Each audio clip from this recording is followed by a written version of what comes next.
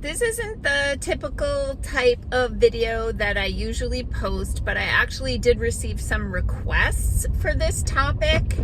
So I'm just going to share with you things that I've learned from others. Hey, I'm Dr. Patty Barch. I'm a traditional naturopath, founder and owner of Naturally Unbridled Wellness and naturallyunbridled.com, where we focus on wellness solutions, not disease management. This is Down the Ridge with Dr. Patty. This is not medical advice. It's for entertainment purposes only. Nothing I say is true. Don't listen to me. All right, put your tinfoil hat on, folks. Like I said, I got a few requests to talk about this, and honestly, with all of the chaos going on right now, it's probably not a bad idea just to nudge a few people who haven't been thinking about these things for the past 4 years. So yeah, was it? I guess it was 2020. Yeah. I think that winter, right? So 2020, all the crazy hit, and then, all the lockdowns, all the things. And then I want to say it was that winter. Some people will say like God spoke to them. I just felt this inner drive to learn how to grow and preserve food. I just felt like I should. And, we live on 5 acres, and even though it's really hilly and the soil is pure crap, like clay, terrible soil, I figured out a way. I watched videos, and I learned how to grow and preserve food. Now, of course, it's too late to start a garden for those of us who live in the upper Midwest. However, the farmers markets are abundant right now. So obviously with this, port strike and I don't know, there's so many things going off the rails right now, that it's like, you know what, go to the farmer's market, man, and buy a bunch of squash, or, potatoes or carrots or, onions, things that keep for a long period of time if you preserve them appropriately. And there's videos all over YouTube. I'm not going to walk you through that stuff. But, nothing but the grace of God and the kindness of others can help you if your house gets swept off its foundation and goes down the river. But if you are dealing with some other kind of situation, which is really more of a significant inconvenience, where you maybe don't have power for a period of time, which happened not that long ago in Texas when they got that horrible ice storm. And, people were out of power. I want to say some people were out of power for 3 weeks. And that's a big deal. My biggest concern for us is if we lose power, because we have livestock. We have thousands of pounds of animals on our property. And also, my husband has some cattle on another property. So, water is my biggest, we better have a plan for that. But that being said, if you're facing some sort of situation where, whether it's the supply chain or the power or prices or whatever, do what you can with what you have now. So these can be simple things like, going to Sam's Club and buying rice and beans. Yeah, it's not organic, but any port in a storm at this point.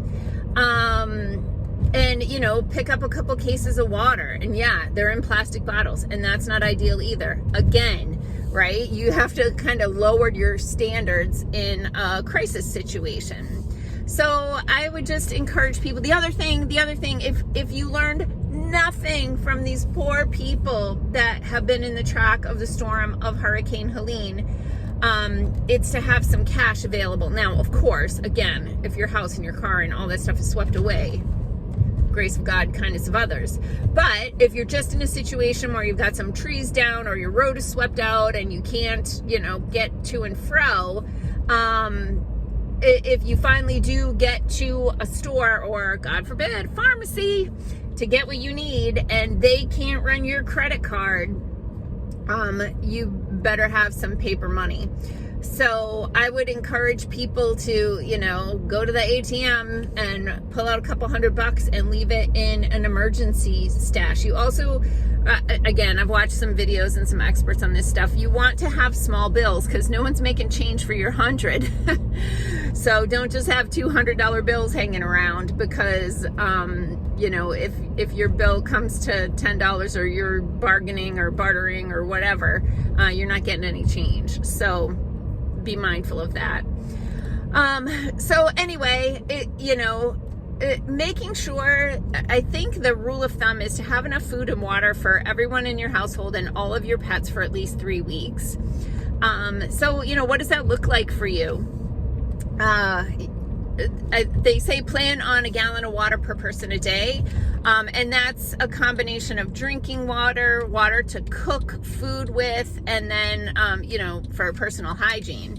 So obviously some people will need more or less, but kind of keep it in mind. One of the things this is crazy. One of the things people recommend you stock up on is like baby wipes, right? Because if you can't take a shower, oh my God. So I was at Sam's Club yesterday and I looked. So the baby wipes they had there said like no phthalates, no parabens, blah, blah, blah, all the things, fragrance free.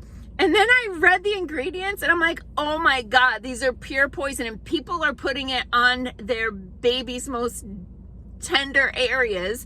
And then of course, like rubbing it all over their skin. It's full of chemical crap. Ladies and gentlemen, use soap and water. Like, oh my gosh, use water and a spray of like vinegar or something. But like, please don't wipe your body down with chemicals, and please stop using those on your babies. Oh my God. There's probably decent brands, and feel free to drop them in the comments if you found, I never had a kid, so I never looked at the ingredients in baby wipes until yesterday. But if you know of a clean brand, drop it in the comments so I can look at it and so can other people. So anyway, it doesn't do any good to be alarmist, but it does do good to be prepared. And I think one of the biggest lessons from this Helene situation is we have to help each other. We cannot be relying on the people that we send tax dollars to, because they are taking those tax dollars and sending them overseas to blow shit up. And it's like infuriating. Okay. So again, it's not my wheelhouse. I'm not trying to tinfoil hat people. I have been trying to get some people in my inner circle and my close family members to please just have some stuff on hand if you do not have access to food, water, medicine or power for a period of time, right? Just have a few things. I know things are expensive right now and money is tight for a lot of people. That's gonna get worse with these supply chain issues going on. And so get it now. A farmer's market, if you're local to me here in the Cooley region, drop the farmers markets into the comments. I go to the one in Onalaska, which is now over by the Ashley Furniture Outlet. It's not in the festival parking lot anymore. But pick up some products. You get a dehydrator, get a canner, those sorts of things, and just put away some food while it's available and before things get crazy. Let's manifest peace, like world peace. Like, wouldn't that be great? And it's not that hard, by the way. All we have to do is cooperate. I don't know why humans, for the entire existence of the species on the face of the planet, have not figured out that the key to life itself is to love one another and help one another. How freaking hard is that? It's not hard. But you get all these freaking crazy people who are greedy and narcissistic, and they want more everything, and they want to be the boss of you. And if we all just get along, yeah, it could be that simple. Wouldn't that be lovely? I would love it. All right, peace out, peeps. For a second there, I thought it was Friday. We still got some week left. Have a healthy day.